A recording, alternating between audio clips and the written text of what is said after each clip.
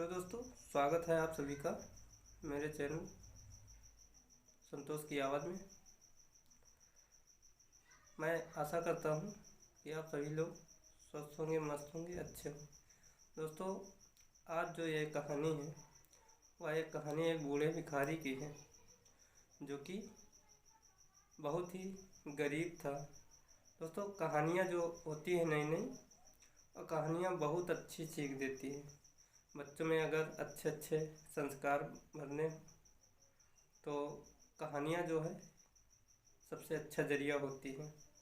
दोस्तों, आज की कहानी आपको थोड़ा भावुक कर देगी, क्योंकि कहानी जो है वो बहुत ही इमोशनल है और इमोशनल के साथ साथ बहुत कुछ सीख भी देगी।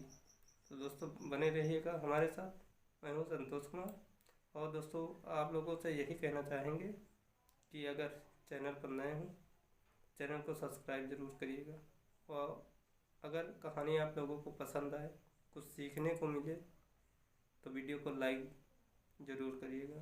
तो दोस्तों, यह कहानी एक बूढ़े भिखारी की है। चलिए दोस्तों शुरू करते हैं।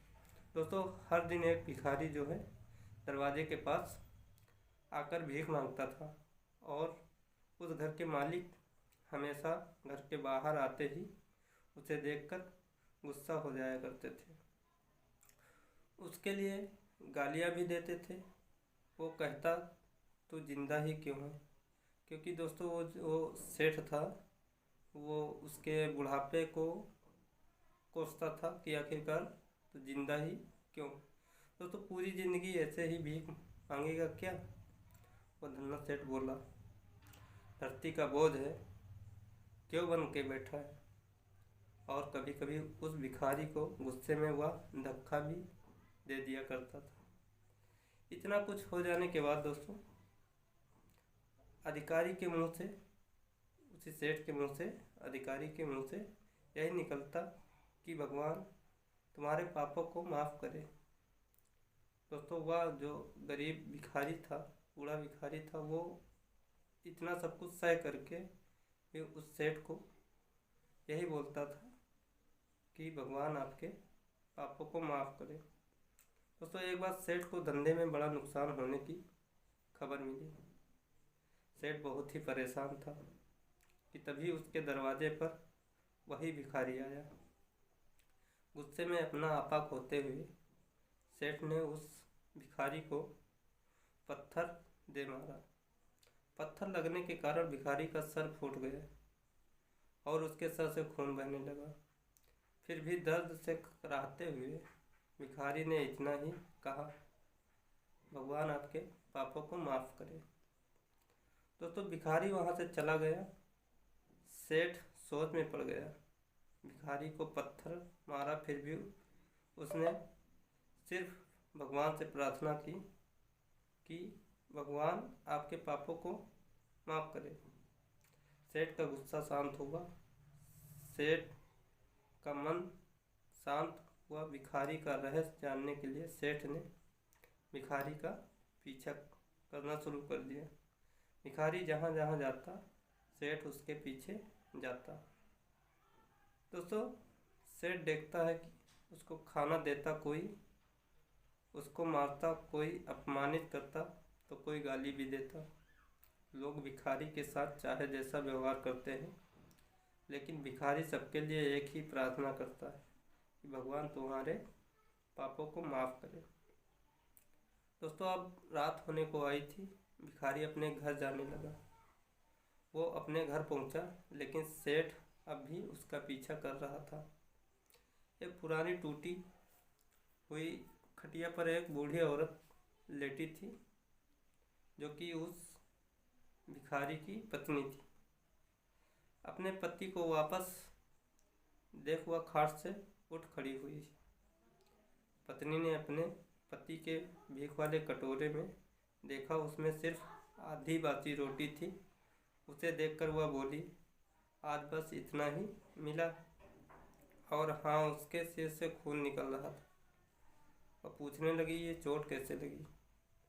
बूढ़ा भिखारी बोला, बस इतना ही मिला, किसी ने कुछ दिया ही नहीं, सबने गालियाँ दी और एक नए पत्थर भी दे मारा, जिसके कारण सर फट गया।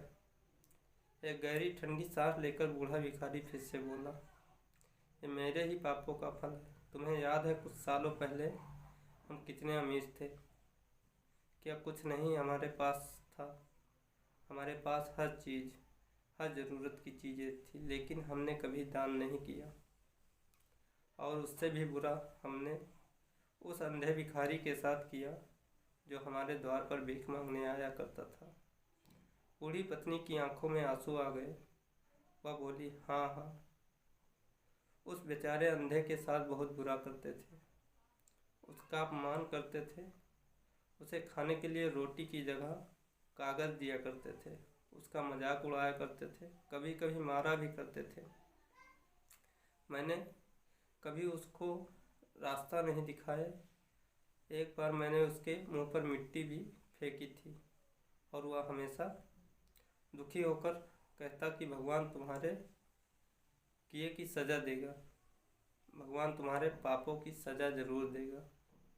उसका श्राप सच हुआ और हम इस दुख भरी जिंदगी में आ गए। फिर भिखारी बोला, हाँ, उसका श्राप सच हुआ, इसलिए मैं किसी को बद्दुआ नहीं देता। चाहे कोई मेरे साथ कैसा भी बर्ताव करे, मैं हमेशा उसके लिए प्रार्थना ही करता रहता हूँ।